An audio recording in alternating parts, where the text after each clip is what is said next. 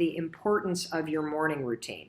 We have already covered the science around the way that your brain works. We have already discussed how you have a default network of neurons and neural pathways in your brain that filter the world. They allow what comes in and what comes out. We've talked about limiting beliefs. We've trained you on the power of being a deliberate thinker.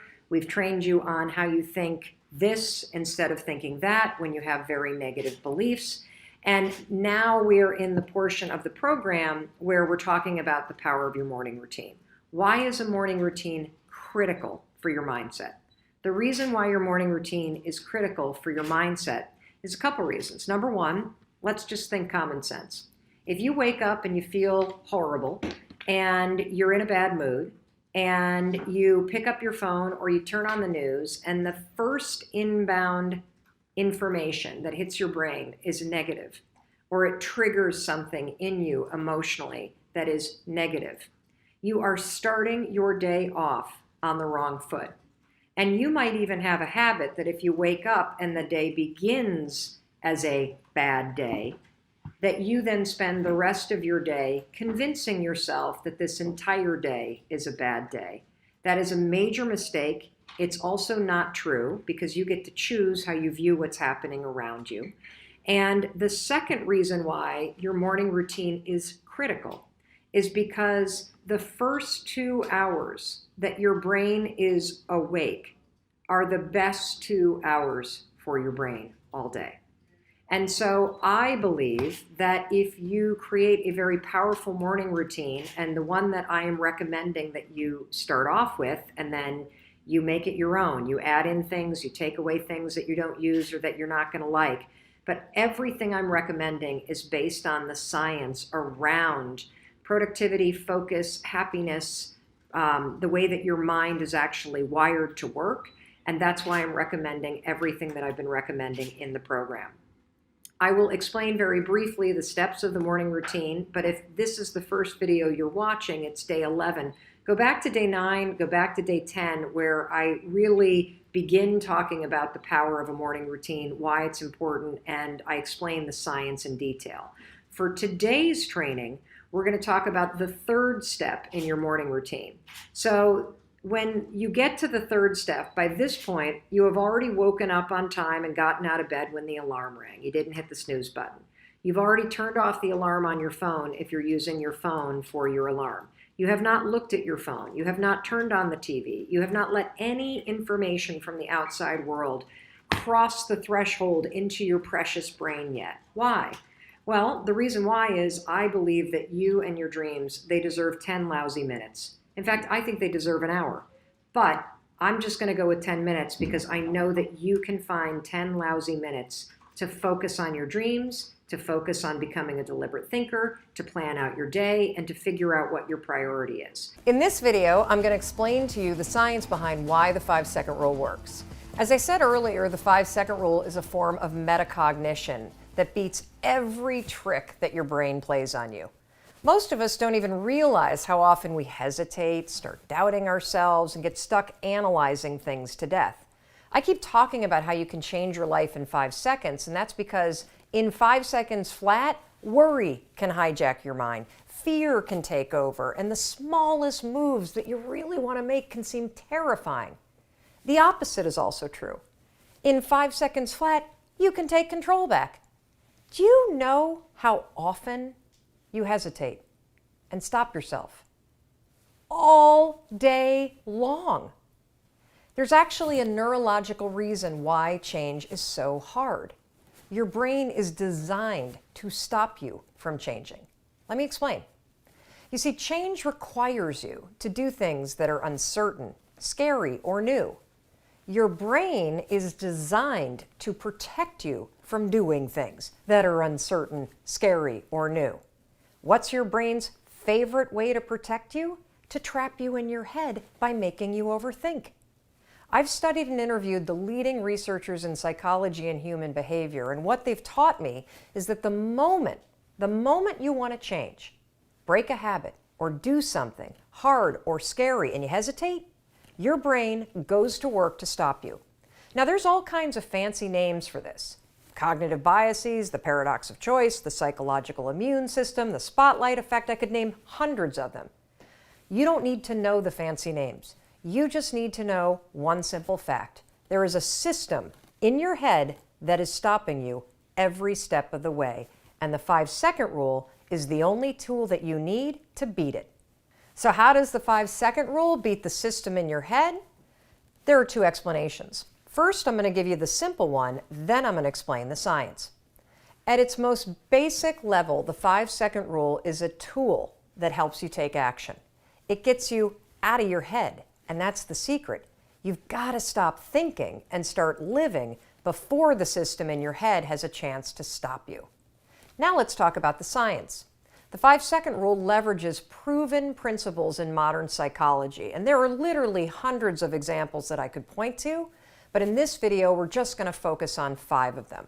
First, let's talk about 2 concepts, one called locus of control, the second called a bias toward action. So a locus of control is a foundational principle in psychology. You should Google it. Back in the day, researchers figured out that there are basically 2 kinds of people. People that believe that they're in control of their lives, and folks that believe that life is just happening to them and they're a victim of whatever might happen. Now, when you look at these 2 types of people, people that have an internal locus of control, a belief that they're in control of their lives, they're happier, they're more successful, more productive. So the question becomes, how do you create an internal locus of control in yourself? The answer is simple. It's called a bias toward action. So a bias toward action is a psychological principle that means you're the kind of person that has a bias toward taking action instead of a bias toward thinking. How do you create a bias toward action? You guessed it, the 5-second rule. The 5-second rule is a tool that will teach you how to take action. And over time, as you use it, you not only learn how to take action, you become the kind of person that operates with a bias toward taking action. And when you take action over and over and over on your instincts, on your desires, on your commitments, guess what you get? You build an internal locus of control. You become the kind of person that believes that you're in control of your life because you're proving it to yourself, one 5-second decision at a time. Let's move on to topic 2, behavioral flexibility. So just a few years ago, scientists thought that our brains stopped growing at the age of about 25. What we now know is that your brain never stops growing. We have the ability to learn new things throughout an entire lifetime. We call this behavioral flexibility. One of the things that's exciting about the 5-second rule and that we see from people all over the world is that when they utilize the rule over and over and over again, they not only create immediate change in the moment with a 5-second decision, but that over time, as they repeat the new behavior, whether it's speaking up in meetings more or it is pushing yourself to exercise over and over, that you actually create new habits and become an entirely different person. This is what your brain is designed to do in terms of its neural pathways and the way that new neural pathways can develop. Every time you use the 5-second rule and 5, 4, 3, 2, 1, activate your prefrontal cortex and shift your behavior, you are not only creating immediate behavior change, over the long run, thanks to behavioral flexibility, you're creating lasting behavior change. The third principle is do good, be good. Now, this is a principle that I first learned about from legendary psychological researcher and University of Virginia professor Timothy Wilson. Basically, it means that you can't think your way to being happier or better. You actually got to do something. Now, this do good, be good philosophy dates all the way back to Aristotle, and it's based on the belief and now the proven technique that in order to change, you can't think your way to being more positive. You've got to do things, you got to act, and then your mind will follow. What is the 5-second rule? It's a tool that will help you stop thinking and start doing. Do good, be good, and then your mind will follow. The fourth principle, and that's the golden rule of habits. Now, I could spend 2 or 3 hours just talking about habit research, and whether you read Charles Duhigg's best-selling book or Gretchen Rubin's book on habits, or you watch a number of TED Talks, All researchers believe that habits come down to one golden rule, and that's this. You can never change the things that trigger you. You can't control your urges or how you might feel, but you can always choose how you behave. If you want to break a habit, once you have a habit, it's always going to be encoded in your brain. The only way that you can break it is to replace it with new behavior. There's also something in the research around habits called a starting ritual. A starting ritual is a repeated behavior that you adopt in order to trigger a new habit. The 5-second rule is so incredibly powerful when it comes to breaking old habits and adopting new ones because, number one, the 5-second rule and counting backwards, 5, 4, 3, 2, 1, is a starting ritual. It will interrupt the old behavior pattern and it will trigger a new one. The 5-second rule over time, and this is really cool, actually becomes the new pattern of behavior. Instead of stopping yourself with self-doubt or blowing things off or overeating, you have a new pattern of behavior. You catch yourself. You gain control. You have confidence. 5, 4, 3, 2, 1, and you do the thing that you know you want to do. And finally, the principle called activation energy. Now, activation energy is something that was first introduced into the field of human behavior and psychology several decades ago by a rock star professor at the University of Chicago that studied a state of flow. His name was Mihai Csikszentmihalyi, and he was one of the first really to study human behavior, human performance, and he coined this term activation energy. He actually borrowed it from chemistry. And it's a term that describes this phenomenon. In order to start any kind of chemical reaction, it takes a tremendous amount of energy to create that initial spark. A lot more energy to start it than to keep it going. There's a direct correlation to you and me. Have you ever noticed how hard it is to just get started? How hard it is to get to the gym? How hard it is to get out of bed? How hard it is to put down the bottle when you go to pour a second drink and you know you shouldn't?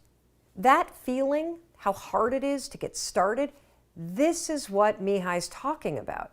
You need activation energy to start the chain, to start to sit down, to start to get out of bed, to start to walk out the door. That's the key to creating any kind of change. This activation energy inside of you that causes the initial boom. And then what do we hear over time? Once you start, there's a chain reaction, and that allows you to keep going. So what's this have to do with the 5-second rule? Freaking everything. The 5-second rule creates activation energy in you. The 5-second rule is how you activate change inside of you. It is a tool. When you start counting 5, 4, 3, 2, 1, you awaken your prefrontal cortex. You begin the process of changing. You push yourself in a new direction. That first push, that's going to be the hardest. Once you get moving, it gets so much easier. So those are just 5 psychological, scientific principles that explain the power of the 5-second rule.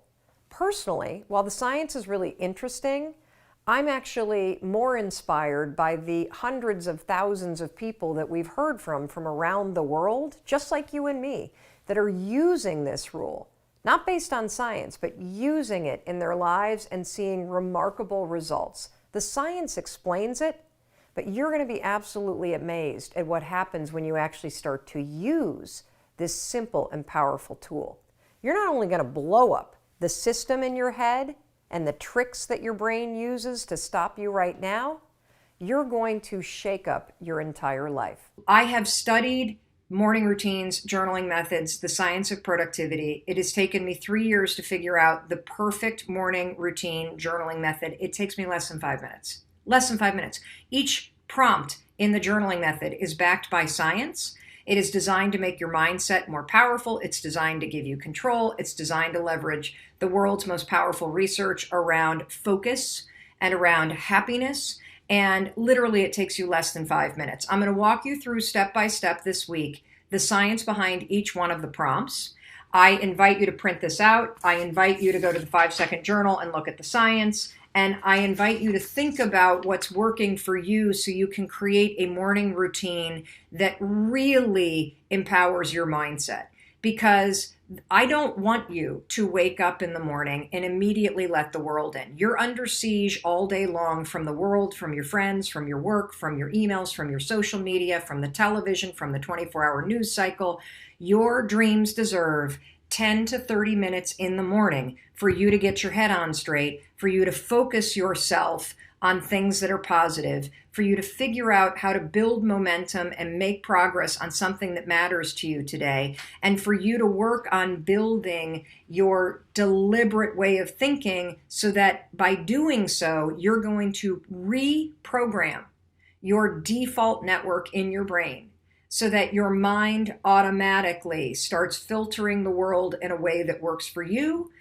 That's why I'm teaching you this, because it's all building on the things you learned in week 1, on days 1, 2, 3, 4, and 5. Okay, we're on day 9 now.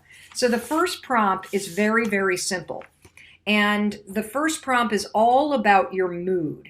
So the second that you wake up, remember, you're going to get out of bed.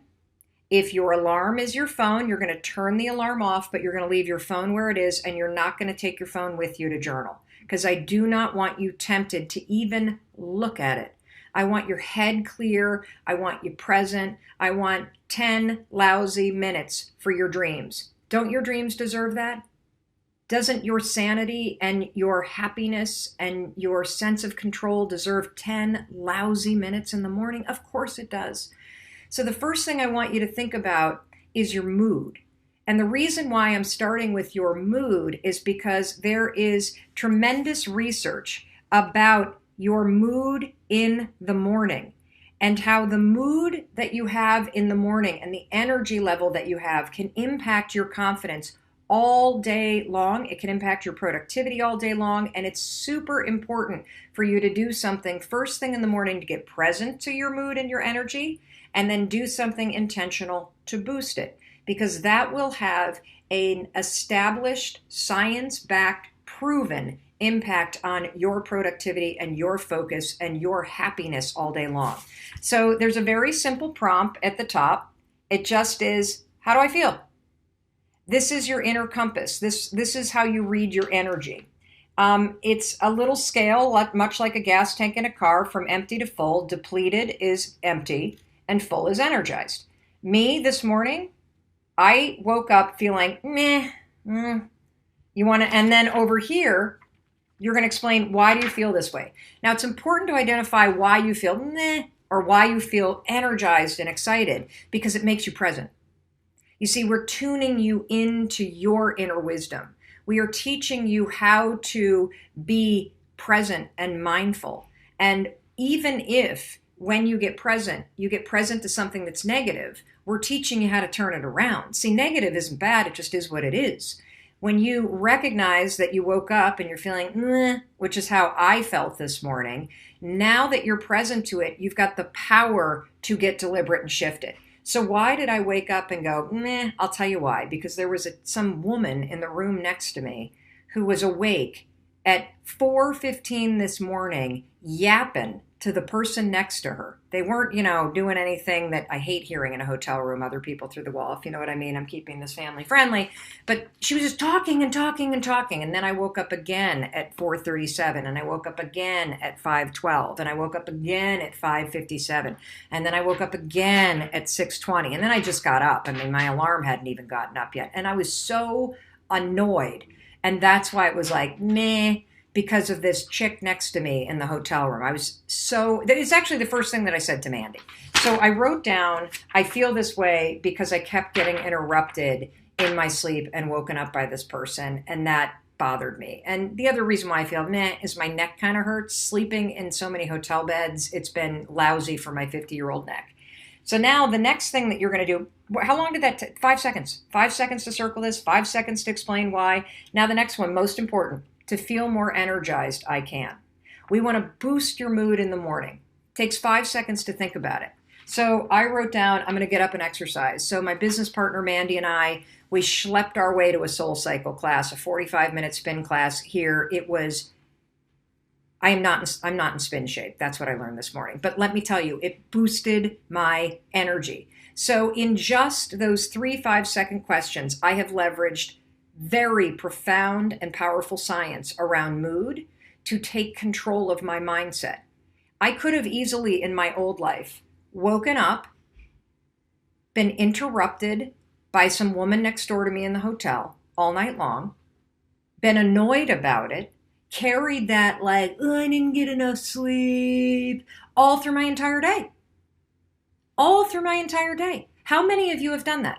You got a lousy night's sleep, or somebody interrupted you when you're sleeping in a hotel, like what happened to me, or the dog barked and had to go out at 3 o'clock in the morning, or maybe one of your kids came home after a night of partying and then you were upset and you had to deal with that. And then you went back. And so you wake up and your mood is lousy. And then all day long, you basically make one moment where you wake up in a bad mood become a bad day. You're not going to do that anymore. That's the power of a mindset reset. And that's why you're going to start with mood when you wake up. I'm on a mission to get every human being in the world to add one simple thing to their morning routine. And it is called the high five habit. And here's what it is. Every morning after you brush your teeth and you get that gunk out of your mouth so you're not spreading that nasty breath everywhere, okay? I want you to take a moment, put your toothbrush down, and look at the human being in the mirror. That's not your reflection. That is a human being who needs you. A human being who's beaten down, who feels forgotten, who is so sick and tired of your criticism.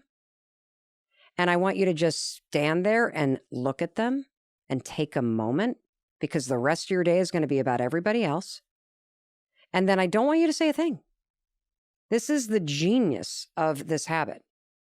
You can be on your lowest morning, which I was when I, again, divine intervention or stupidity. You can be the judge, right? It was April 2020, and I was having a moment in my life where I just felt overwhelmed by life. I was waking up. The anxiety had come back. I felt like life was unfair. I had lost my dream job. We were in the middle of the pandemic. My kids were in a state of huge grief and anger and frustration because university, had closed, and, now they're dealing with it.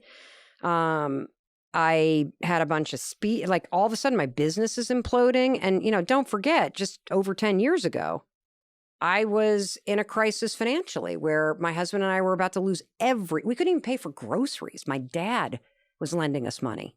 Yeah. And so it was triggering all of that. And I was thinking this, like, I've worked so hard. I'm a good person. Like, how could you be doing this to me? Like, I don't deserve, like, just. And you were pretty successful at that point already, right? God, successful? I was the number one female motivational speaker in the world. I had a daytime syndicated talk show in the United States, so 175 shows a year, giving advice. I, had the 5-second rule book, which was self-published and a huge millions of copies sold. But I think that's the powerful thing about this story. Even with all that success, you were still racked with self-doubt and anxiety and negative thoughts. Because I hadn't had the biggest breakthrough of my entire life yet. And I had it one morning in April of 2020. You see, the 5-second rule is extraordinary, but it doesn't address what I believe is everybody's fundamental issue. And everybody's fundamental issue is that you either hate yourself or you do nothing but judge yourself. And this habit of relentless self-criticism and relentless self-rejection is the reason why you're unhappy. It's the reason why you're never satisfied. It's the reason why you can't take a compliment and why you're uncomfortable feeling celebrated. And it all comes down to the fact that when you stand in front of the mirror every single morning, you have this really subtle way that's not so subtle of starting your day by rejecting yourself. And I'm going to unpack this because it's unbelievably powerful when you start to truly understand this. Because if you can't look in the mirror and authentically see a human being that you respect, that you encourage, that you like, that you're cheering for, I'm going to even leave love off the table because I think that is so unattainable for where people are right now. Let's just go with, can you accept yourself? Can you like yourself? Can you see a person that's worthy of support, worthy of your encouragement? Can we just start with that baseline? Because for my research, the average person cannot. From my research, 50% of men and women do not or cannot look at themselves in the mirror because they are either disgusted by the person they see or they are disappointed by them. And for those of us that can look in the mirror, we're still rejecting ourselves because we focus on what we don't like, or we start to mindlessly think about all the things that we haven't done right or that we didn't do yet.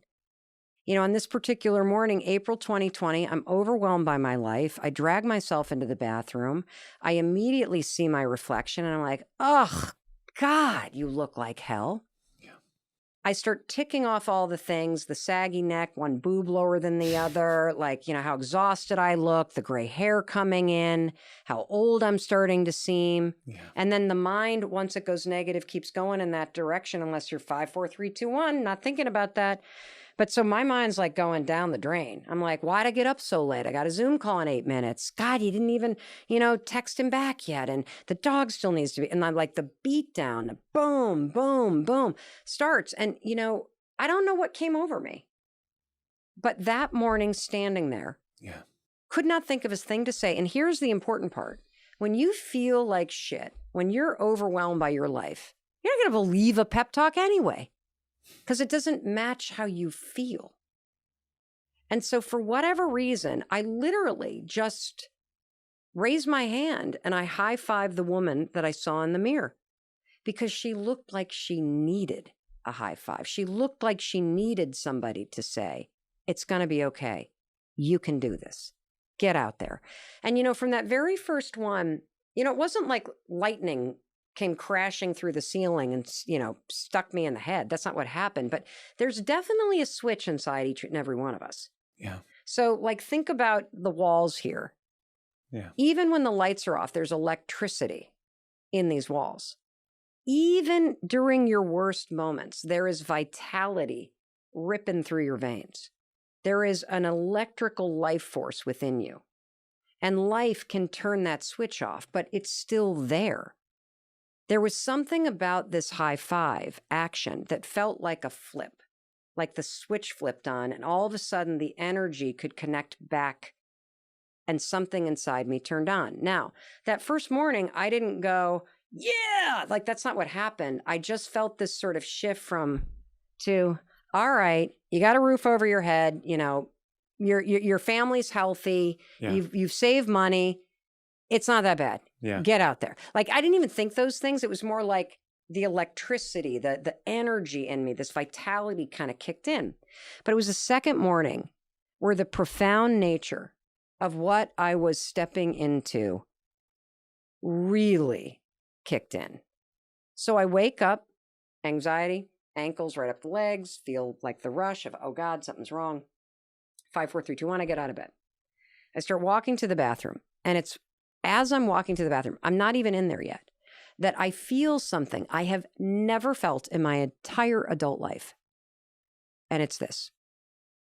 When you're about to go to a cafe and you're going to meet somebody you're really excited to meet, right? Yeah. Or somebody you really love, you're going to see them. Yeah. What do you feel right as you're about to walk in the cafe?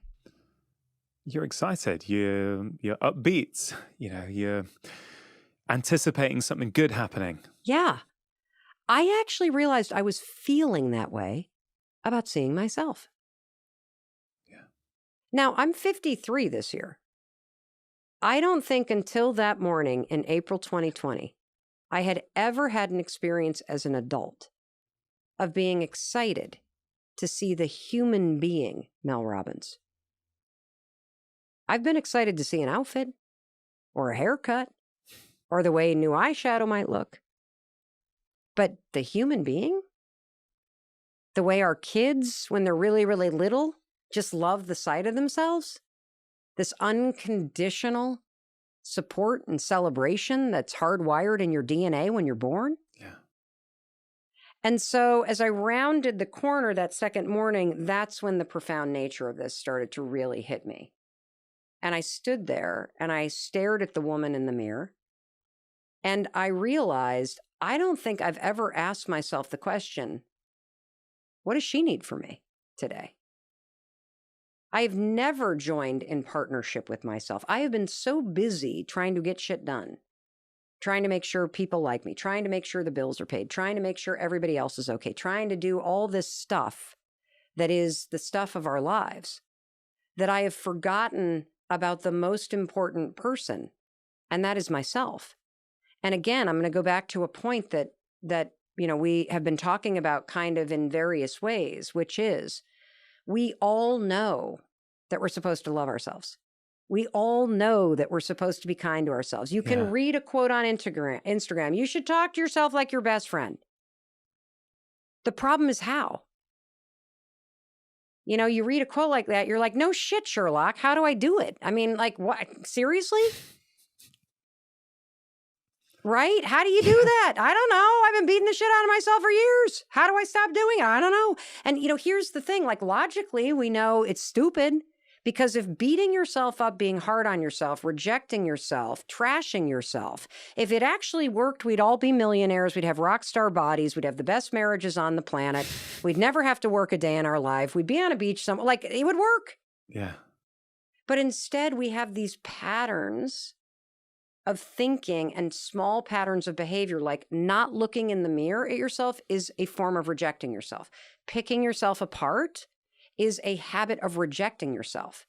And so when you start your day like that, which you do, and then you go out into the world having rejected your very being, this is the reason why you are so thirsty for everybody else's validation. This is the reason why you are seeking your worth in the money that you make, in the car that you drive, in the downloads that you get, in the likes that you have, in the neighborhood that you live in. You think your worth is outside of you. And I'm here to tell you the secret to your fucking life is grab that worth and bring it back home. Start practicing a physical habit, an action that demonstrates to your brain that you respect yourself, that you believe that you're worthy, that you deserve forgiveness, that you deserve encouragement, that you believe in you. And as you start to practice the physical action, the universal symbol for I got you, I love you, I celebrate you, I see you, I believe in you. When you practice this physical action, the neuroassociation that is already in your brain with the high five to yourself in the mirror takes over. It's insane how this works. The science is mind-blowing. I think this is 1,000 times more powerful than the high five habit because it cuts down to the core of who you are. You think it's more powerful than the 5, 4, 3, 2, 1 habit? Hell yes, I do. Hell yes, because the 5, 4, 3, 2, 1 is a tool that will push you to take action. 5, 4, 3, 2, 1 is a tool you use to cut off the worries that trigger anxiety.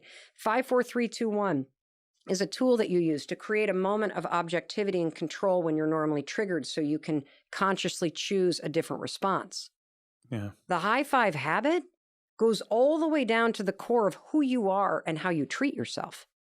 And when you become a human being who has compassion for yourself, who likes you, it won't matter what happens out there. Yeah. Because everything in here is healed and taken care of. And so, somebody can say to me, I don't love you anymore. I don't like you. It'll sting, but it doesn't change the fact that I still like myself. because I practice and demonstrate it. That's the difference. Yeah, and that's, I think, the hidden magic in the high five habits is, because I've been trying it the last few days, right? And what did you experience? It is powerful because Well, walk us through. Like you're you standing have at to- your bathroom sink, yeah, and walk us through your experience. well, first of all, you have to take a pause from your life, whatever you were going to do. It requires an intentional pause to go, no, I'm going to now do this action for myself. And I've got to say, before I tell you how it went, I think it would have been very different for me a few years ago, because I feel self-compassion, not seeking your worth from outside, from other people, from download numbers, likes, what people say about you, which was a huge part of my life. Mm-hmm. I feel that having put a lot of that to bed now and really feeling that I actually like the person I see in the mirror these days. So I kind of feel 5 years ago, I would have had a different experience with it, but it was still powerful because you are just looking at yourself and you're putting your hand on the mirror. And I think what it is, it's just that pause, that moment of seeing me. Like you are seeing yourself. Mm-hmm. And like, I don't know, obviously as a guy, what do? We're often looking in the mirror. We might be looking at our beard as we're shaving, right? Yeah. But you're not looking at your eyes, Mm-hmm. right? You're just looking at, I need to shave. I missed a bit here. Let me get rid of that. And then you crack on, right? Or you look at your face and your hair, but you're not really looking at yourself. Right. You're seeing your silhouette. You are seeing yourself, but you're not seeing yourself, if that Yes. makes sense. Yeah. And that's what I think was really powerful, was that it's just another, I feel it's just another tool now, which is going to take me all of 2 seconds, if that's 5 seconds tops. It's not as if I don't have time to add that in. There's no harm in adding it in. And frankly, I like adding it in. It makes me feel good. It's like, and I think it's what you say, it's the action. Yeah. You don't have to say anything if you're not in the mood to say I anything. don't want you to say anything, actually. And the reason why is the neuroassociation. So, What do you mean by that? well, here's what I mean by that. So, when you high five someone else, what does the action of a high five communicate? It's just a universal symbol of you got this, I see you, you're great, we can do this. It depends on the situation, but it's a good feeling. It's a mutual sort of validation type experience. Tell me about the London Marathon and getting high fives. Oh, I mean, What did a stranger's high five mean to you? It just gave you, and that's the key, it's strangers, right? You don't know them and they're looking at you and you're looking at them, or maybe you're not even looking at them. You just went through, you give a high five. It's like you've taken a shot of feel goods. It's validation. It's like, hey, you know what? We're in this together. You're standing at the side cheering, I'm running. But at that moment, it was like common humanity. It was like there was no animosity. And actually, this kind of one of my big learnings from the London Marathon actually was, and it relates to this, I think, is that that's kind of who we are. Like in what is considered a very divided world at the moment, I went and did the London Marathon and all I saw was love, strangers giving love to other people that they didn't know, right? And how did they give that love? Through cheering, but more often than not, with a high five. Correct. It is a universal symbol of encouragement, of love, of celebration. And the neuroassociation, whether you live in a culture where you've been high-fived or not, the neuroassociation is still there because you have seen them in sport. Yeah. You've seen them in marathons. You've seen teachers give them to kids. So your brain has a lifetime of programming in your subconscious that is triggered by this action. It is neurologically impossible to high five yourself and think you're a loser, you failed, I don't like your face. Your brain will not allow you to do it because the neuroassociation is so entrenched. It has only ever meant, I celebrate you, I see you, I got you, keep going, you got this, I'm behind you. As you say that, Mel, it makes me think of gratitude, because when we are feeling grateful, we can't feel down, we can't feel anxious, we can't feel annoyed with ourselves. And in some ways, this is kind of gratitude for ourselves. Correct. Because the thing about gratitude, which obviously has tremendous, demonstrated, proven benefits in your life, most of us are grateful for things outside of us. Yeah. What I'm teaching the world to do is to unlock neuroassociation in your mind and in your nervous system and aim it back at yourself. And use this simple habit to interrupt the critic, to break the default loops in your mind associated with judgment, shame, criticism, hatred for self, and to replace it with a new default setting of seeing yourself the way you see your child, which is love. Yeah. Like, my kids do stuff that piss me off all the time. And I can be upset with them or disappointed with them, but I never stop loving them. Yeah. And there is something that has happened to each and every one of us that as life's pains and heartaches and disappointments and setbacks sort of stack up, we stop loving ourselves. We start judging ourselves more. We start condemning ourselves more. We start rejecting ourselves more. We start trying to seek somebody else's love and approval in order to fill up this well inside of us that we've been digging because we've been rejecting ourselves. And so, it's so powerful because the action alone is what communicates it. If you're looking at yourself and you raise your hand on your hardest days, what the high five says is not, yeah, I'm amazing. Like, this is not going to turn you into a narcissist. This is grounded in compassion. Yeah. This is basically saying, I see you. You're right. This is hard. And you know what? You can do this. And I'm going to be here. And I've got your back. And when you send yourself into your day with that physical action, it leaves an imprint in your mind and spirit. Now, there's a couple reasons why. I don't even write about this part in the book because I didn't know this until I started doing podcasts for the book. Yeah. So Dr. Amen told me, who's, one of the leading experts in the brain, that one of the reasons why you feel better when you do it, no matter how terrible of a morning it is because your brain has always given you dopamine when somebody else high fives you. Yeah. So these sorts of gestures are rewarded in the brain. So when you simply high five yourself, your brain doesn't distinguish between me high fiving me and me high fiving you. It just sees, oh, I know what that is. Drip, dopamine. Oh, I believe in that person. The second thing that happens is that your body is hardwired for celebratory energy. This is that electricity that's in the walls that has a switch that you can turn on and off. And so, for example, when you cross the finish line of the London Marathon, what do you instinctively do? High five someone. Yeah, and raise your hands, right? When your favorite team scores, raise your hands. When you yell surprise at a birthday party, you raise your hands. When you say hello, you raise your arm. When you go to high five somebody, you raise your arms. Yeah. When you hug somebody, you raise your arms.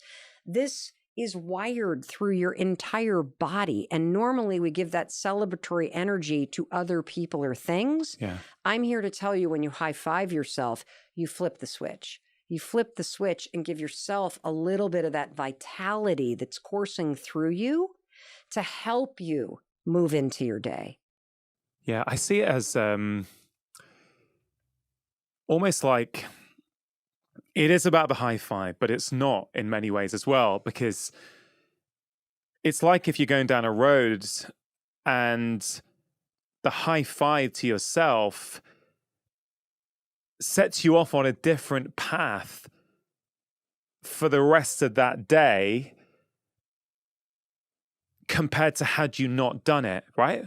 1,000% right. So let's just use a great example that everybody can latch onto. Sport. Yeah.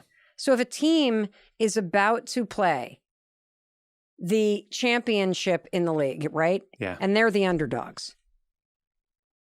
what is the best way to send the team into that game? Is it to beat them down? Oh, you did a terrible job on the London Marathon. You're going to faceplant in New York. Oh, my God. And I saw your split times. We're fucked. No, that's not the best way to do it. But that's what we do to ourselves. Correct. Correct. And so I'm here to say you don't have to say anything because you're not going to believe it. So we're going to cheat this. We're going to circuit your feelings. You're bypassing words. It's like when you take like this ridiculous example, but it's like when you take a B12 supplement, but you take it sublingually, so it dissolves. So you bypass having to go into the gut, through the liver, and then you get it straight in. Correct. And it's got that feel to me. 1,000%. And so you send yourself into the game of life with that sort of optimism, with that resilience, with that compassion. And, look, some days you're going to laugh. Some days you might cry. People report some days you're going to just feel a little bit better. And some days you're going to high five yourself and laugh out loud from the dopamine and walk into your boss's office and ask for that raise or quit. Because you're going to remember that no matter what, you're going to be okay. You're going to remember that no matter what, you got your own back. You're going to remember that it doesn't matter if nobody says great job at that presentation that you worked on, because you can walk into the bathroom, as people have written to us, having practiced this. Hey, I did a presentation at work. Nobody said a damn word. The old me would have walked into my cube and cried and thought I was getting fired. I knew I did a good job. I walked into the bathroom and high-fived myself. Your kids can stick this in their back pocket. And it's a way to reset yourself when you start going down that negative road. And why is this important? It's important because the high five is not going to remove poverty. It's not going to remove discrimination. It's not going to remove diabetes. It's not going to remove the fact that somebody just said they want to divorce you. It's not going to remove all of the trauma. It doesn't change those things. It changes you. Yeah. And it changes your relationship with yourself and your ability to believe that through your actions and your attitude, you can move the needle on those things. Yeah, I love that last point, Mel, because the similarities between the way you talk about this and the way I've been talking about certain behaviors and 5-minute habits for years, they are so connected. And one of the things I often say, and I want to just acknowledge you for what you just said, it's not going to change your life situation.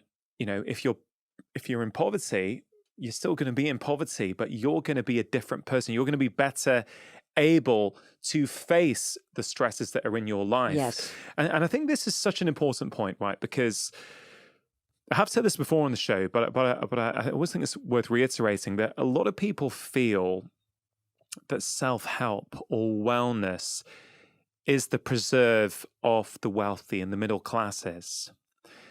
But actually, habits like this, yes, they'll help someone who's got a ton of money in their bank accounts, because a lot of people like that are racked with self-doubt on the inside as well. But it's also going to help someone who is in poverty, or a single mum who's working 2 jobs and has got 3 kids and is really struggling.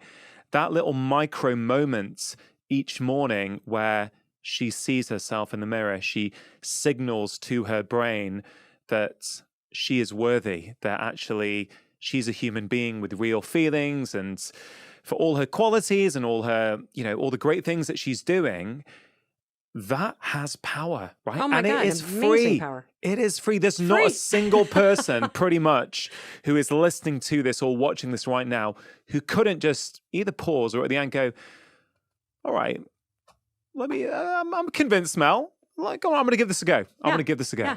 Well, first of all, don't rush it. Don't rush it. So don't go into the bathroom and slap the mirror and be like, I didn't feel anything. I want you to, again, as you so rightly put, take a minute and just look at yourself, because for most people, that's the hardest part. I mentioned that, I get smarter and I learn so much from every comment and people that write their stories in. And one person, Allison Bird, a friend of mine, who made my ability to explain the depth of this so much deeper, because she said one thing to me when she tried it before the book came out. She said, I think it's working. I feel energized. I said, but what surprised me, Mel? I said, what? She goes, the resistance. I said, the resistance? What are you talking about? She's like, oh, first couple days I did this, I stood in front of that mirror and there was something in me that's like, I couldn't even raise my hand. There was this resistance. And so I'm like, oh, that's interesting. And so I, of course, put something out. Hey, to the 700,000 people on the newsletter list, anybody trying this and feel any resistance? We write to everybody that's in our little test group. Anybody feel, holy cow. It turns out that most people do not have an immediate positive, oh, I'm doing this reaction. Most people have massive resistance to even trying it. And I want to explain why, because this is extraordinarily sad. And it also is an enormous opportunity for growth, because I believe, based on having 136,000 people go through a 5-day challenge online that we're monitoring in an app from 91 countries and seeing what they're reporting, I know that this takes 5 days to work. 5 days before you have an enormous breakthrough in how you see and relate to yourself.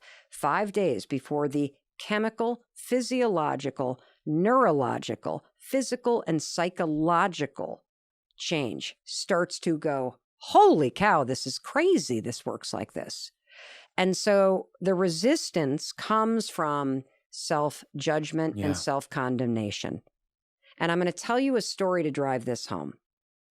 For people who stand in the bathroom mirror when they try the high five habit and they feel this resistance in their body, first of all, let me say, it's really normal to think this is weird, because it is, okay? It just sounds so cheesy. For those of us that grew up with Saturday Night Live, you're going to think of Stuart Smiley. You know, I'm nice, people like me, that skit they used to do about the guy who talked to himself in the mirror. You're going to stand there and go, seriously, Dr. Charlie and Mel Robbins, you two have lost your mind. But okay. If it's weird as you do it, that's a sign it's working. Yeah. So Dr. Leaf told me, oh, well, that's what it feels like when a new neural pathway is getting plowed. So if it feels weird, good, because we're teaching you to do the opposite of criticizing yourself. Yeah. But the resistance is something else. The resistance is the fact that every morning as you start your day, you drag your entire past into the bathroom with you. And if you're somebody who has experienced trauma or been abused or abandoned or neglected or grew up with chaos and addiction, or you've been the victim of a crime, or you're constantly having to deal with discrimination or violence, all stuff that you're not responsible for. There are a lot of people who take all of that from their past, and when they look at themselves, they see somebody who's damaged. They see somebody who's unworthy.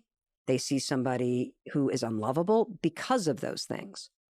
And what the high five starts to become when you do it is it becomes literally an act of defiance. It becomes an act of strength. It becomes a sign that I'm a survivor. It becomes permission to heal. It becomes this deep sense of feeling and knowing where you are and the fact that you have an extraordinary future despite all of the pain and suffering that you have endured and survived. And then there are people that bring everything they regret, all the shame, all the regret, so the cheating, the lying, the stealing, the hurt you've caused yourself or other people, the missed opportunities. And boy, did I get an unbelievable example of this in my own life. So, I was doing the high five habit myself.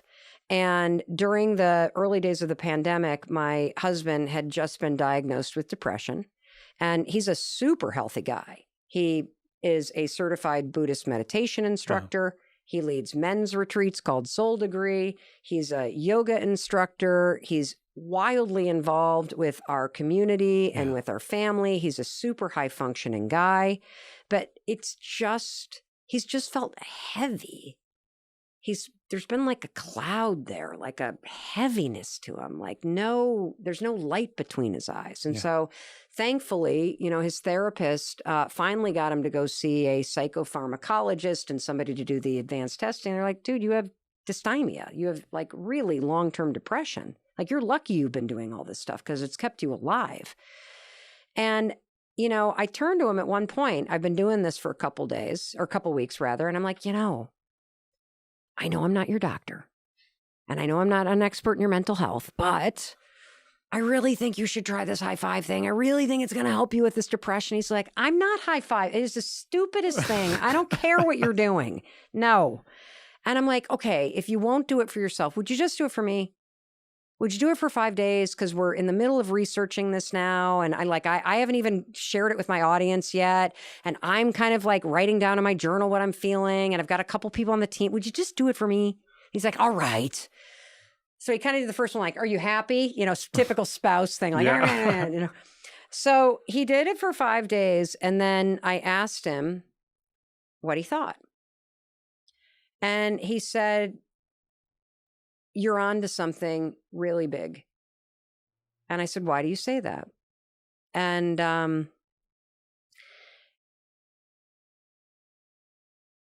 I had no idea how dark my husband's thoughts were.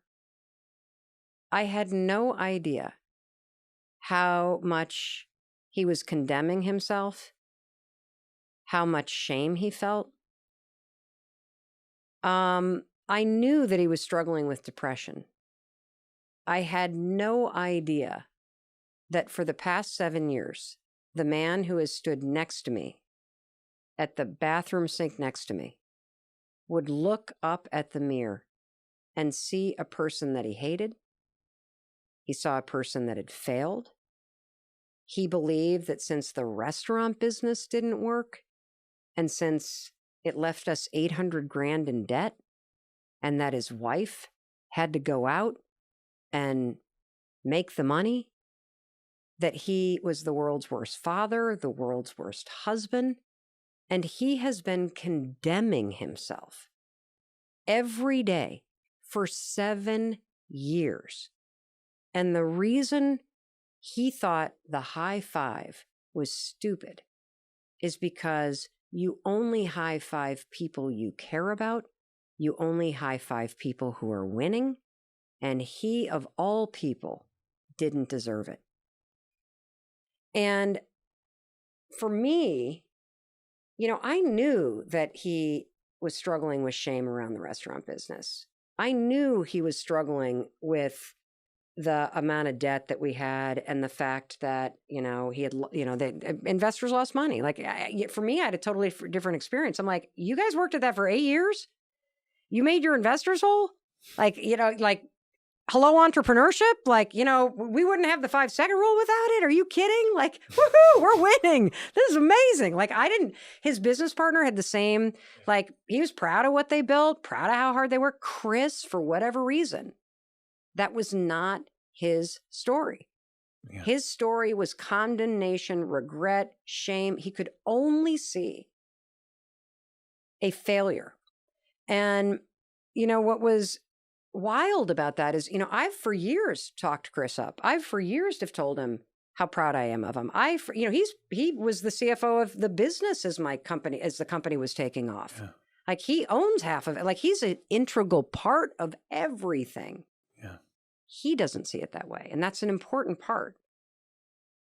Yeah. Nobody can heal you.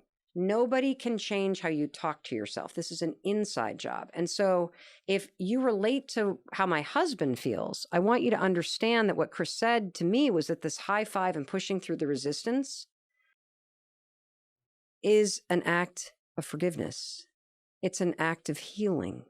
It's an act of support and compassion that allows you and shows you that you are giving yourself permission to feel good again, that you deserve to be happy, that you deserve and that you can continue to push on and go do better and be better and feel better.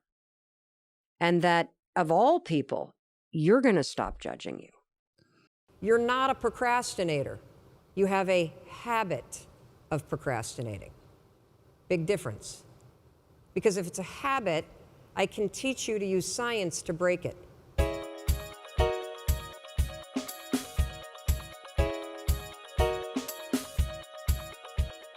So let's talk a little bit about procrastination. Who in here struggles with procrastination? Yeah, and the rest of you that aren't raising your hand are just procrastinating on doing it, aren't you? I know. You see, I always thought procrastination had to do with the thing I was procrastinating around, right? Like that procrastination has something to do with work. Believe it or not, procrastination has nothing to do with your work. Procrastination is a form of stress relief. Let me explain this. So let's say that you've got some stuff going on in your life, and heck, who doesn't have stuff going on in your life? Maybe you're fighting with your significant other. Maybe mom's or dad's health is failing and it's really, really upsetting you. Maybe you've got some financial stuff. You put too much of your savings into Bitcoin, and now that that's crashed, you're stressed out about it, right? And so you go into work, and when you get into work, you got stuff to do, you kind of walk in and you got this big stress ball that subconsciously is hanging over your head. And so you walk in and you sit down, and you know you got 13 phone calls you need to make. And you also know that you've been chickening out, you've been making easy calls, and there's a bunch of CIOs or other people that are higher level that you haven't been calling. And so as you sit down to do it, and you got the stress on your shoulders, your brain it starts to go, wait a minute, well, you want me to make a call to somebody that I'm scared to make? Absolutely not. I'm so stressed out about, can we just watch some cat videos for a minute? And next thing you know, an hour's gone by. And then, of course, what do? You beat yourself up. So the only way that you can break this habit, and that's an important word for you to hear, you're not a procrastinator. You have a habit of procrastinating. Big difference. Because if it's a habit, I can teach you to use science to break it. You see, all habits have three parts. There's a trigger, and in the case of procrastination, the trigger is always stress. Then there's a pattern you repeat, and in the case of procrastination, it is to avoid doing something. And then there's a reward. You get a little stress relief. The only way to break a habit, you guys, is not to deal with the triggers. You're never going to get rid of the stress in your life, but you can 100% change your pattern of avoiding work. So next time that you're in a situation where you feel yourself hesitate, you spent way too much time checking out the highlights from last night's scores, what you're going to do is you're going to go, oh, I must be stressed out about something. Acknowledge the stress. Then go 5, 4, 3, 2, 1. I want you to count to yourself because I want you to interrupt the habit that's stored here, and I want you to awaken your prefrontal cortex. Then I want you to just work, just for 5 minutes. The reason why I want you to only work for 5 minutes is because your problem isn't working. It's the habit of avoiding. I just need you to start. And here's the other cool thing. We know based on research that if we can get you to start, 80% of you are going to keep going. In this video, I'm going to show you the specific way that you can use the 5-second rule to increase your productivity. Now first, let's talk a little bit about productivity as a concept. Productivity is not about blasting through your to-do list and doing more. It's actually about doing less. Productivity is the ability to make progress on the things that matter to you. It sounds simple, right? I mean, just move the ball down the field on the important stuff. But it's not easy. Why? Blame your feelings. You see, you're capable of being more productive. You're just waiting to feel like doing what you need to do. And guess what? You're never going to crack the whip on yourself when you have a million other things that you need to do and you got people that are making demands on you. One thing that you must understand is that you have the power to decide what's important. And productivity actually boils down to simple 5-second decisions. Here's one that you need to start making immediately that will have a tremendous impact on your ability to be productive. When the alarm goes off, do you wake up early to work on your business, or do you blow it off because you don't feel like it, you're tired? Or do you stick to the plan to finish some important tasks, or do you mainline Facebook instead because, you'd just rather relax? When you change your decisions, you'll change everything. Because productivity boils down to the ability to make small 5-second decisions that put the things that are important first. And here's one 5-second decision that will make you more productive than any other. Get up 30 minutes earlier than you normally do and push yourself to work on the most important priorities first. This isn't just me. Research shows that your most productive hours are the first 2 to 3 hours after you wake up and get ready. This means that for peak productivity, you've got to do whatever you can do to make sure the most important work to you gets done first. during that window of time. So here's how you're going to use the rule. The moment your alarm goes off and you want to hit the snooze button, use the rule. 5, 4, 3, 2, 1, push yourself out of bed. Then use the rule again. 5, 4, 3, 2, 1. Sit down and get working on the things that matter to you instead of checking your phone, instead of letting your day get hijacked. You see, the moment you feel yourself wanting to give in to distraction, you're going to use the rule again. 5, 4, 3, 2, 1 to assert control and get back on task to the things that matter to you. It doesn't really matter how busy you are. We're all busy. If you really care, you'll find the time. And that's how you're going to use the rule, to find the time to work on things that matter to you. This is what Rachel did. She wanted to change her life, so she decided to make progress on what was important. And she did this by starting with getting up earlier, getting out of bed, and 5, 4, 3, 2, 1, focusing on what mattered. And as you can see, that small 5-second decision, getting up 30 minutes earlier, started a chain of events that changed her entire life. She lost 30 pounds, she bought her first home, and she reinvigorated her marriage. Why? The reason why is because she learned how to beat the feelings and excuses that stopped her, and she found the time to work on things that matter. That is the definition of productivity. Getting the important stuff done only works when you push yourself to do it. And when you push yourself, 5-second decision, to wake up earlier and start your day off right, you will be shocked by what changes it ignites. This is just the tip of the iceberg when it comes to productivity. There are tons of strategies that I discuss that are based in research in Chapter 10 of the 5-Second Rule book, and how you can use all of this research in combination with the 5-second rule to not only become more productive, but to end procrastinating forever, to regain your focus whenever you get distracted, and lots of other things that are going to help you improve your quality of work and also your life. The book is available on Amazon, barnesandnoble.com, and at your local bookstore.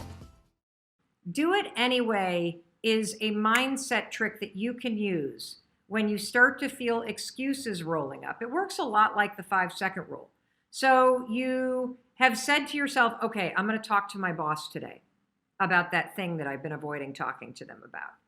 Or maybe you've said something like, I'm going to go to the gym today or tomorrow or whatever. And then the moment comes where you've got to have that conversation. Or the moment comes where it's time to pack up your bag and leave your desk and go to the gym. And what always happens? You don't feel like it. I bet there are plenty of you watching that have made a commitment that, I'm not going to have a drink tonight. And then guess what happens when you get home? You don't feel like not drinking. You feel like having a drink. And so here's what do it anyway has done for me. The idea that I just do it anyway has pushed me to realize and to recognize that there are a lot of moments where there are things in my life that I really want to do, I need to do, I should do, but when the moment comes, I don't feel like it. And so I pull out this idea of, you know what, I'm just going to do it anyway. It's raining outside. I said I would go for a short run. I don't feel like it. I'm going to do it anyway. It's 6 o'clock in the morning. I'm tired. It's cold. I laid out my yoga clothes, but now I don't feel like it. What do? I do it anyway. When you start to say to yourself, I'm going to do it anyway, what happens is something really cool. You acknowledge that there are feelings that you have that are trying to swoop in and hijack you. You acknowledge them and you basically say, guess what? I'm going to do it anyway. Oakley is chomping at the bit that that we asked this question. What is the question? All right, so is it on topic? Yes. Okay, go ahead. It's from Ben S. Snack. How can I make a huge life decision, such as a job change, move to another state? I want the job, but I'm scared. Oh, I love that. So the question is, great question, Oakley, and great question, Ben S. Snack. So how do you make a big decision, right? So it's a decision that sounds like he's going to accept a new job, but it requires him to move to another state. And notice what he said. I want it, but I'm afraid. This is the perfect question for right now because you would actually use do it anyway. You see, the thing about the way to make decisions, This is my decision-making tool. I don't think we haven't covered it yet in this, but for those of you that have followed me for a while, you know that I have this decision-making tool. In fact, we talked about it in the journaling method. So in the journaling method, if you go back to videos 9, 10, and 11, and if you look at the journaling method that we talked to you about, and look, I want to tell you something. I'm not asking you to buy this. In fact, please don't buy the 5-second journal.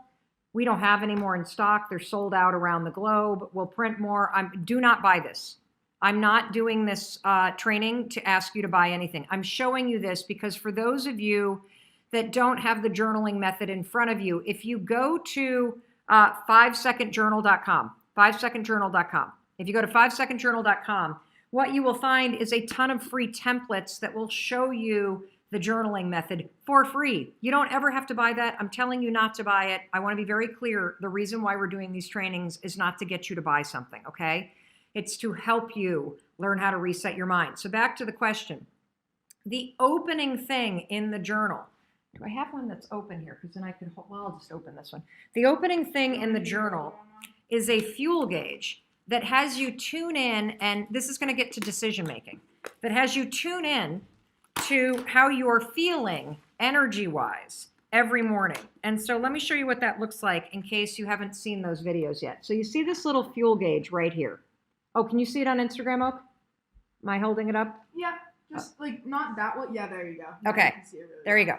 So that fuel gauge is a visual cue to have you tune into your energy and to assess whether or not you are depleted and empty about something and heavy, or the other extreme is energized, full, expanded, open to possibility.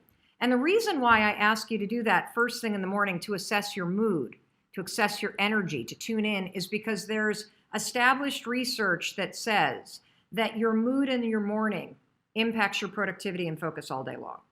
And so if you can boost your mood in the morning, it has a material impact on your focus and on your productivity all day. And so we use it in the morning in the journaling method that I've taught you in videos 9 through 11. But when it comes to decisions, I want you to do the exact same thing. I get that you're scared. It's a change. I would be kind of surprised if you weren't a little nervous about doing something awesome, like moving to a new state and starting a new job and all the possibilities that come in with it. So if you're trying to make a decision, do I do this thing that's scary or not? What you do is tune inward and really assess, how do you feel about it? When you think about yourself living in this new place and having this new job and all the possibility and growth that comes with it, do you feel dead and depleted and stuck? Or do you feel energized and alive and full of possibility?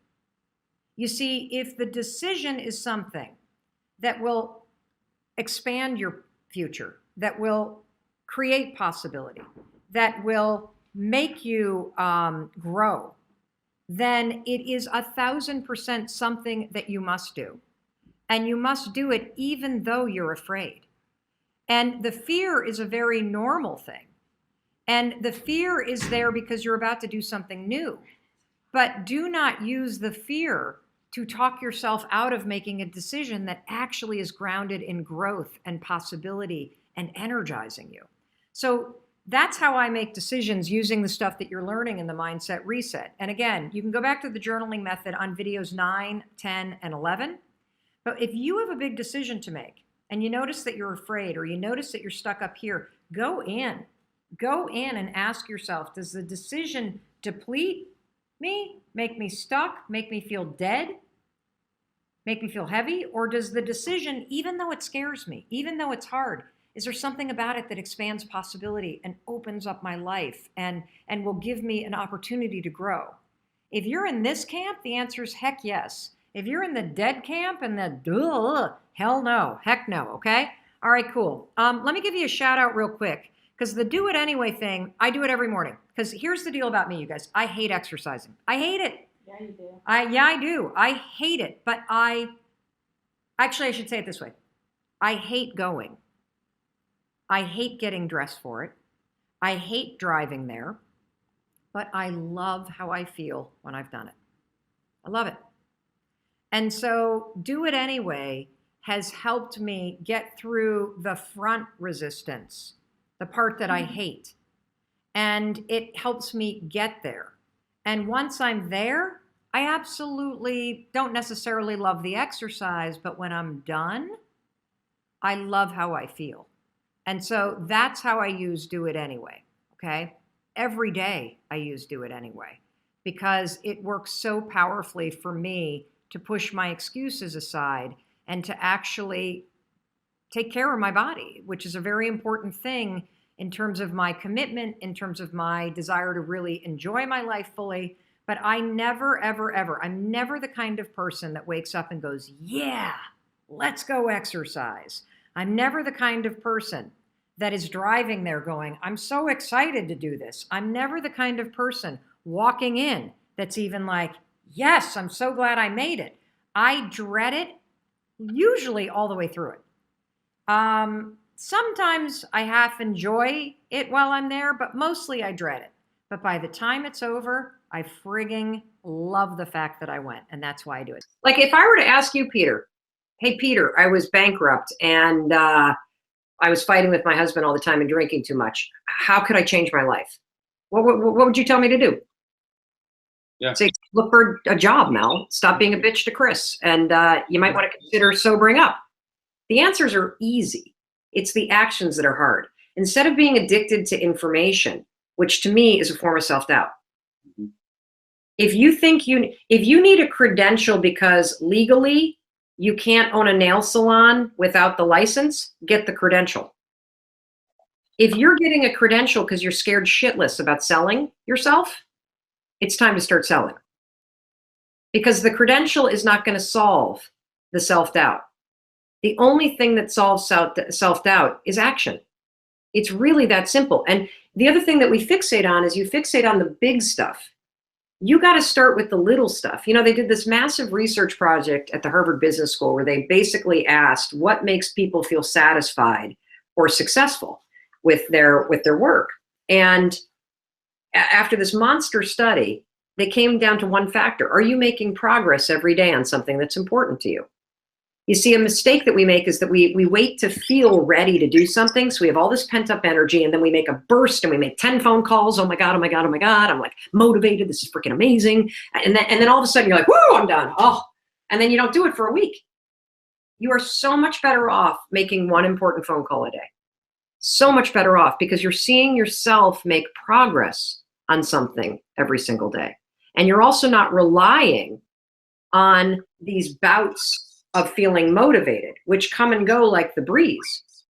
How do I avoid busy action and only apply that to the right actions? She's just not sure what actions to take. And I'm sure you've been there as I have. What do you tell her? Well, so first of all, I think any action that you take is a good one, even if it's busy, right? So 5, 4, 3, 2, 1, get moving, stop thinking, do what you need to do. When you notice that you're just focused on the busy stuff, and your wisdom, your instincts are telling you you're avoiding the big thing, that's a moment of power. 5, 4, 3, 2, 1, go focus on the big thing. The other thing that's going to help her is if every morning you, in those 20 minutes that you find for yourself before you look at the phone and you plan your day, come up with your priority for the day that matters to you, like some project you're working on, something related to your business, and then identify the one thing that you're going to do that scares you today to drive the business forward. That's it. If you were to just do one thing a day that's outside your comfort zone with your business, you'll be shocked at where your business is 6 months from now. Just one. I'm not asking for big shit here. I'm asking for one thing. And do it even though you don't feel like it. So you didn't always know exactly what action to take. You were just taking action and adapting and adjusting along the way. No, I feel like there are some people in life that I think are like gifted with OCD or like on the spectrum Aspergery that are super like focused and they know exactly what they want and they can just march right towards it and that's how they go. I'm not like that. I have to stumble into things. So what happens for me is my instincts tell me something.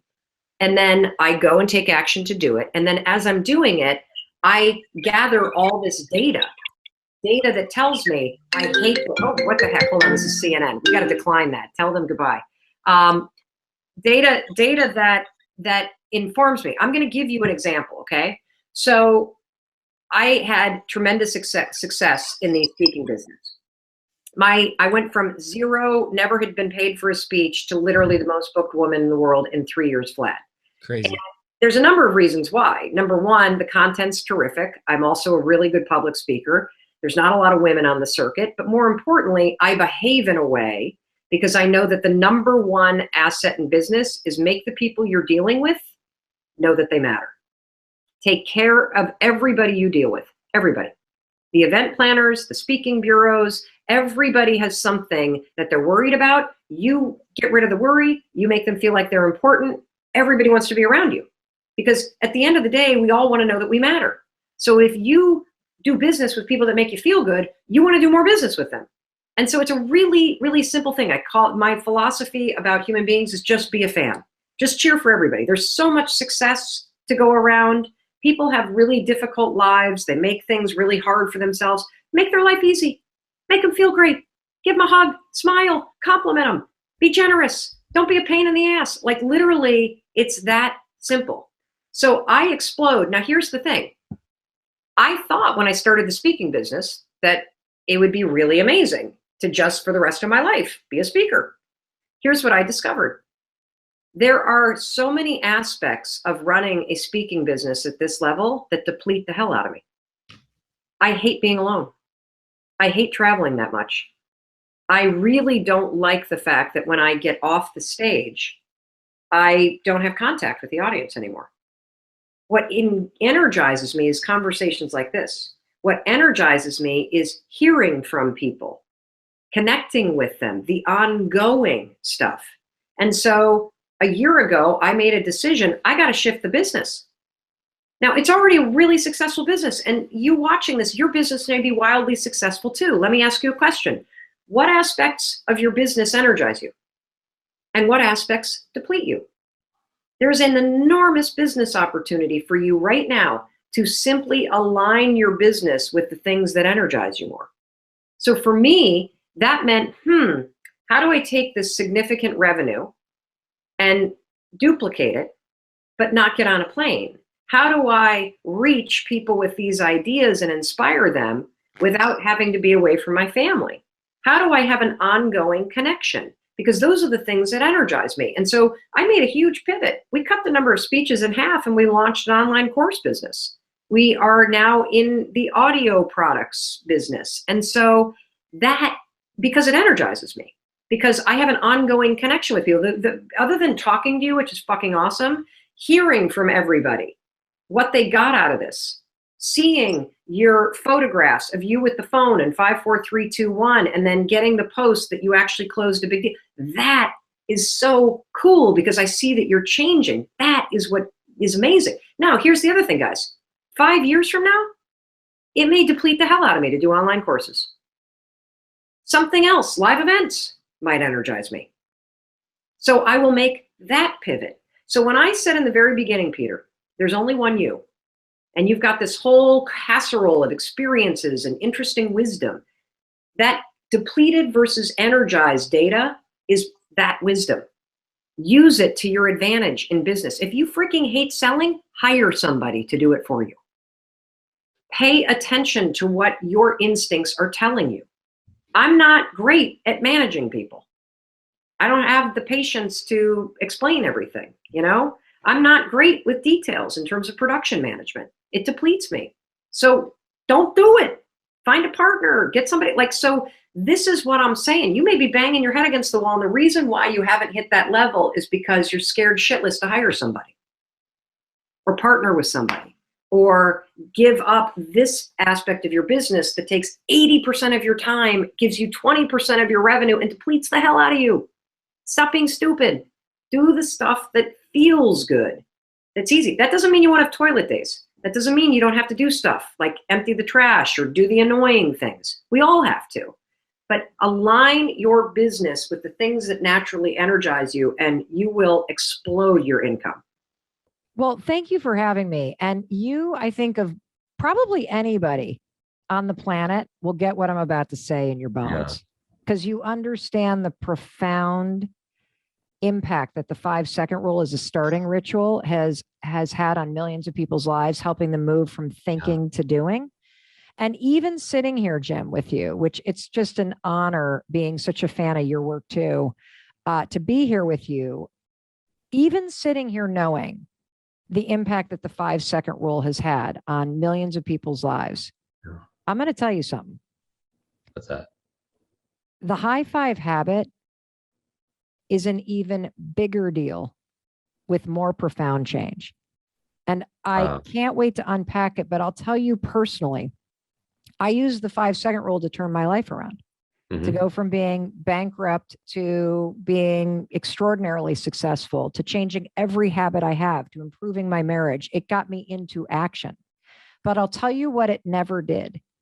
It never silenced the critic in my head that I lived with. It never ended the relentless beatdown that I was giving myself.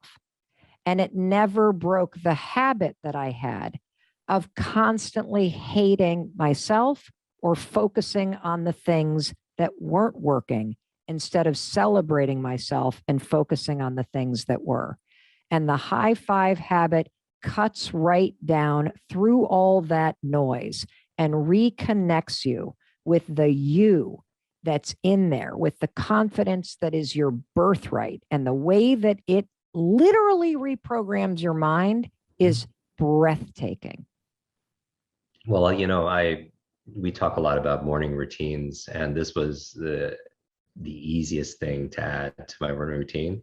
That's given me so much in return, and not just in terms of in a short period of time, in terms of the ripple of it, but even just immediately, just celebrating myself in the bathroom mirror, and what we could talk about how that works. I'm also, by the way, pulling back, a big fan of just counting down from 5, getting myself out of bed or getting myself to put on my running shoes. And so I could see the difference in how they complement each other so well. And so maybe we could walk our listeners through this. And I would highly recommend everyone, our audience loves to read, to make sure you get your copy also as well. Well, so it's very simple. And since I know that your listeners want to get right into the science and right into what to do, I'm not even going to tell you the story, because I did not set out to create this. I created the high five habit on a morning that everybody can relate to, a morning where life felt overwhelming, a morning where I felt defeated, a morning where I felt sort of stuck and dreading the day. And I was standing there brushing my teeth, Jim, and I catch my reflection in the mirror and I think, oh, you look like hell. And then all of a sudden I started to criticize the way that I looked, like the dark circles under my eyes, the bags under my kind of chin and neck, and one boob's hanging lower than the other. And then once your thoughts go negative, they kind of take you down. So now I'm thinking about my day ahead. And I'm beating myself up. Why'd I get up so late? And I've only got 8 minutes to the first Zoom call, and the dog hasn't even been walked. And you just said something interesting. It's an easy thing. The high five habit is an easy thing to add to the morning routine. We all talk a lot about morning routines. It wasn't until I discovered this that I realized there was a piece to my morning routine I was not even aware of. A habit that I needed to break, Jim. A habit that gratitude and exercise and all this stuff was not actually erasing. A habit of standing before the bathroom mirror and either ignoring the human being you see in the mirror or criticizing them. That is how we start our day. 91% of women don't like how they look. 50% of us can't even look in the mirror. I know it's true for men too. We stand in judgment. And so what happened for me this morning, here's the high five habit. It is profoundly simple. It's going to change your life the second you're done brushing your teeth. And I want you to do it right after you brush your teeth, because I want you to stack this habit with something you're already doing. Because because you listen to this podcast, that it's the fastest way to learn a new behavior. Let's get the gunk out of your teeth so you don't spread dragon breath on everybody. Now let's get the gunk out of your head so you're not spreading negativity throughout your day. As you stand in front of the mirror, I want you to leverage a little piece of research from Harvard. New research shows that if you take less than a minute and you intentionally think about the day ahead and how you're going to show up as a leader, it changes your productivity, your focus, how you show up, and your ability to impact people. Let's throw that out the window in terms of being a leader, and let's look in the mirror and let's use that for ourselves to improve our own lives. I want you to take a second and I want you to realize there's actually two people in the bathroom every morning, Jim. There's you and there's a human being in the mirror that's been waiting for you to wake up and realize they need you. They're trying hard. They've got a good heart. They need your support and your encouragement. They need you to see them. They need you to love them. That is literally what I'm talking about when I talk about the high five habit, that you wake up and recognize there is a person you go through life with that stares you back in the mirror every morning, and your habit right now is to tear them down or ignore them. And I want you to set an intention, and I want you to look at them in the morning. And this is going to feel weird because you're going to realize I've never actually asked myself this question. And here's the question. What is that person in the mirror? What is she or he or they? What do they need from me today? We think about it for work, for our families, for everybody else. Yeah. You've never stopped and asked yourself, looking at yourself in the mirror, how do I need to show up for that person today? Then, as you've got that intention, despite the fact that it feels weird, despite the fact that you're going to resist this, and we can talk about why you're going to feel most likely resistance, I then want you to raise your hand and I want you to high five the reflection. And what's amazing about this new habit, Jim, is your brain and your nervous system are already designed to do the work for you. Because also, I mean, you think about how we high five other people, you know, throughout the day. Yep. You know, and to celebrate them, to encourage them, but we're not always doing that. I mean, it's interesting because no amount of love is enough to fill the yearning that our soul requires from ourselves, right? You know, when do we work daily on being in love with that person in the mirror who has been through so much, but is still standing? Yeah. And think about some of the habits that we know based on research change your life. Meditation. Meditation is profoundly important. The benefits you talk about all the time. Meditation develops self-awareness. It also helps you learn how to be non-reactive to your thoughts, but it doesn't change your default thoughts. Yeah. Gratitude, also hugely important, tremendous benefit. Yes, you should have a gratitude practice. However, almost all of us, when we practice gratitude, we think about things outside of ourselves that we're grateful for. And so the high five habit is about bringing the power back in-house. It's about giving you a science-backed tool that will teach you through a simple action how to support, how to love, how to encourage, how to celebrate yourself every single day. And let me explain the science, because this is where things get crazy. The reason why this works is because of the programming that's already in your brain. So you have a lifetime of giving and receiving high fives. In fact, Jim, when somebody high fives you or you high five somebody else, what does the gesture alone of a high five tell somebody else? That they are extraordinary, they are amazing, congratulations, you know, you're winning, you know. Exactly. You don't ever high five somebody and say, I hate you.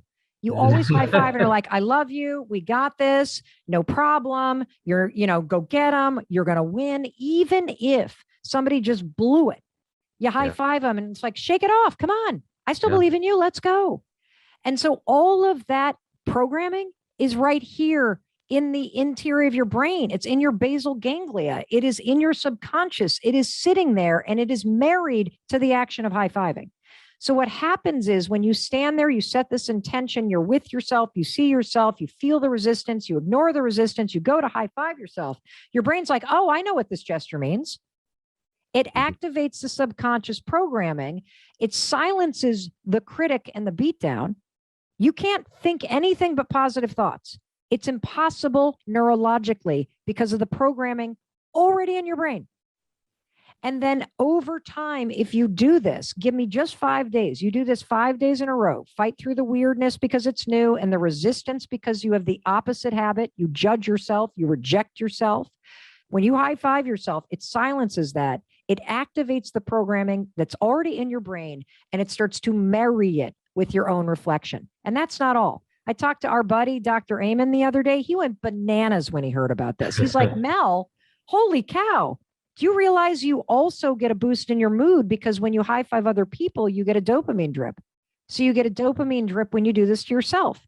He also said, you know how when you come into the bathroom and you're kind of dragging in the energy, and when you high five yourself, whether it's because you laugh or because you just kind of feel good, you get this little like pep in your step. So you start your day feeling slightly more energized. I'm like, yeah, Dr. Amen, tell me about that. He said, well, that's your nervous system. Your nervous system is encoded with celebratory energy. When you cross a finish line, you raise your hands. When your favorite team scores, you raise your hands. When you say hello to somebody, you raise your hands. When you hug somebody, you raise your hands. When you high five, you raise your hands. Your nervous system remembers it. That's where the energy comes from. The coolest thing about the high five habit, Jim, is the programming is already in you because you've been doing this your whole life for everybody else. Yeah. And we are hardwired for this.